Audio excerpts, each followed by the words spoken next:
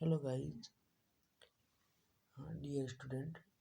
आज हम शिक्षण विधियों से संबंधित कुछ क्वेश्चन लेके आए हैं और उसके बारे में डिस्कस करने वाले हैं। तो देखिए, सबसे पहले एक नंबर क्वेश्चन नंबर चलो नंबर देख लेते हैं। हाँ, फर्स्ट है वैदिक कालीन अस्मदेव संस्कारात् परम शिक्षाया प्रारंभः। अर्थात जब वैदिक काल में संस्कार के रूप में जो परम शिक्षा होती थी वह कब प्रारंभ होती थी? तो पहला ऑप्शन है गर्भदान संस्कारात यानी गर्भदान संस्कार, कर्ण वेद संस्कार, तीसरा नामकरण संस्कार, चौथा है उपनयन संस्कार। यानी कि वैदिक काल में संस्कृत की जो शिक्षा प्रारंभ होती थी वो किस संस्कार के पश्चात होती थी? तो हमारा आंसर क्या है? आंसर नंबर 4 यानी जो उपनयन संस्कार होता है उसके बाद हमारी वैदिक संस्कृति में शिक्षा प्रारंभ होती थी। नेक्स्ट प्रश्न है गद्य शिक्षण विधि नास्ति। अब देखो, अस्ति और नास्ति में फर्क होता है। यह हमें पूछ रहा है कि गद्य शिक्षण विधि नास्ति यानी जो गद्य शिक्षण की विधि नहीं है, कौन सी नहीं है? पहली व्याख्या विधि, दूसरी उद्बोधन विधि, तीसरी अनुवाद विधि और चौथी दंडान्वय विधि। इनमें से गद्य शिक्षण की विधि कौन सी नहीं है? इन 3 विधियां जो है गद्य शिक्षण की है और एक विधि जो है गद्य शिक्षण की नहीं है। तो कौन सी नहीं है? दंडान्वय विधि जो हमारी है, 4 नंबर ऑप्शन सही है। दंडान्वय विधि गद्य शिक्षण की विधि नहीं है। इसके बाद तीसरा है नाट्य शिक्षणस्य विधि नास्ति, जो नाट्य शिक्षण की विधि नहीं है।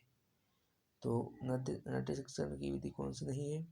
पहली कक्षा अभिनय, दूसरी रंगमंच विधि, तीसरी प्रायण विधि, चौथी आदर्श नाट्य विधि। तो कौन सी नहीं है? प्रायण विधि। ऑप्शन नंबर 3 करेक्ट कर दो। चौथा प्रश्न पूर्णांत अंशतः प्रति इति शिक्षण सूत्रम अस्मिन् विधौ आयाति। ठीक है, अस्ति, यहाँ अस्ति है। तो पूर्ण अंश की ओर शिक्षण सूत्र किसमें होता है? विश्लेषण विधि में, मूल्यांकन विधि में, या प्रश्नोत्तर विधि में, या निगमन विधि में? तो किसमें होता है? जो हमारी विश्लेषण विधि होती है उसमें शिक्षण सूत्र होता है पूर्ण से अंश की ओर। यानी हम जो मूल विषय वस्तु है, संपूर्ण विषय वस्तु है, उसको हम छोटे छोटे टुकड़ों में बांट कर उसका विश्लेषण करके सीखते हैं। तो इसका मतलब कि विश्लेषण विधि के अंदर क्या होता है, जो पूर्ण विषय वस्तु होती है उससे हम छोटे छोटे भागों की ओर जाते हैं और उनसे सीखने का प्रयास करते हैं।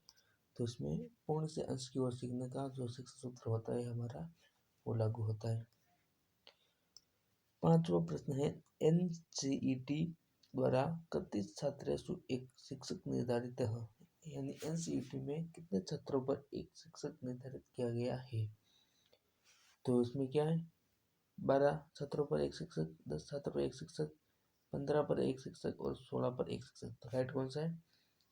कि जो NCET ने जो निर्धारित मानदंड बनाया उसके अनुसार 10 छात्रों पर एक शिक्षक होना अनिवार्य है। यानी किसी क्लास में एक 10 छात्र है किसी स्कूल में, तो उस पर एक शिक्षक होना अनिवार्य है। गणित शिक्षण का वास्तविक उद्देश्य ज्ञान प्राप्त करना नहीं है बल्कि शक्ति प्रदान करना है, यह कथन किसने कहा? ठीक है, यह कथन किसका है? तो ड्यूट का, बेकन का, डेटन और रमन। ठीक है, तो इससे इन चारों में से राइट कौन सा है? डेटन का। कौन सा राइट है डटन का? क्या कहा डटन ने कि गणित शिक्षण का वास्तविक उद्देश्य ज्ञान प्राप्त करना नहीं बल्कि शक्ति प्रदान करना है। जो गणित शिक्षण होता है उसका वास्तविक उद्देश्य क्या है? ज्ञान प्राप्त करना नहीं है बल्कि शक्ति प्राप्त करना है। आज हम 10 प्रश्न ही करने वाले हैं, उसके बाद आगे देखेंगे। और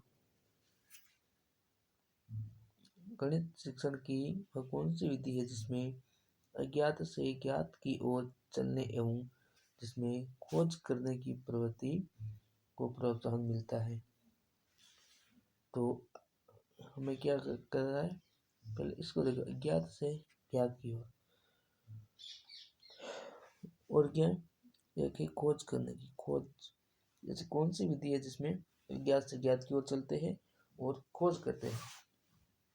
तो किसमें करेंगे खोज? प्रयोगशाला विधि में खोज करेंगे या विश्लेषणात्मक विधि, संश्लेषण विधि और प्रयोजना विधि? तो इसमें जो हमने देखा भी पढ़ा था कि जो विश्लेषण विधि होती है उसमें हम संपूर्ण विषय वस्तु को छोटे छोटे खंडों में बांट कर उस पर विश्लेषण करते हैं, उस पर अपनी सोच बनाते हैं, उस पर प्रयोग करते हैं और उस पर कुछ खोजने का प्रयास करते हैं, तो उसको हम कहेंगे विश्लेषणात्मक विधि। तो विश्लेषणात्मक विधि में क्या होता है? अज्ञात से ज्ञात और खोज। ठीक है, नेक्स्ट देखो, नेक्स्ट है सीखने के आकलन का आधार है। सीखने के आकलन का आधार क्या है? व्याख्या करना, व्याख्या कर सकना, व्यवहारिक परिवर्तन और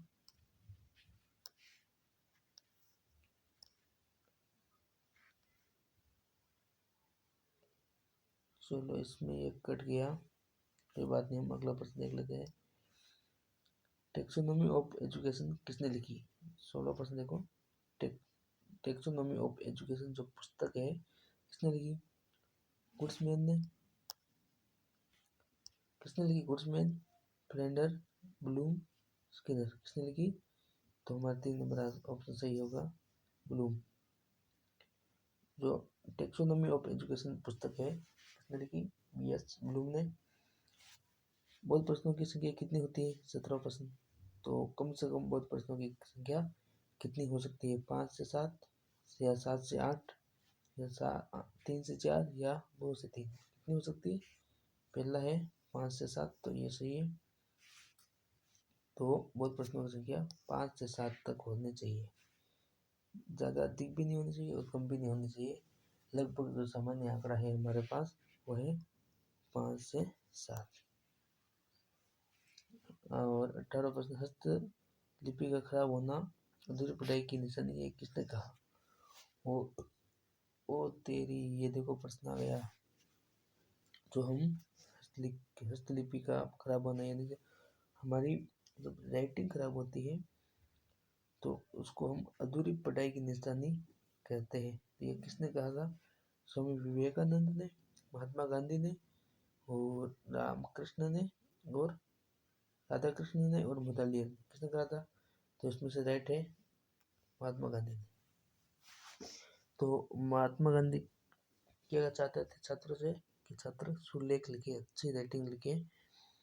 तो जो बुरी राइटिंग है यानी हस्तलिपि का खराब होना, महात्मा गांधी ने अधूरी शिक्षा का संकेत बताया है।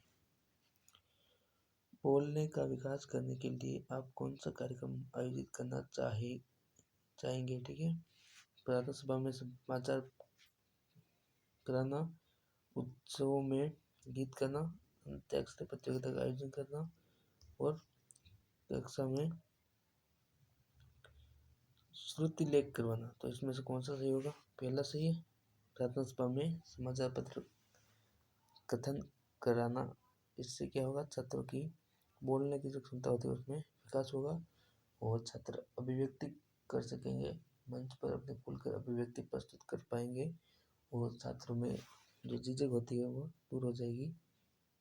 वो लास्ट प्रश्न है आज का 20वां प्रश्न है, फ्लैश कार्ड से सिखाए जाते हैं। तो क्या सिखाया जाता है फ्लैश कार्ड से?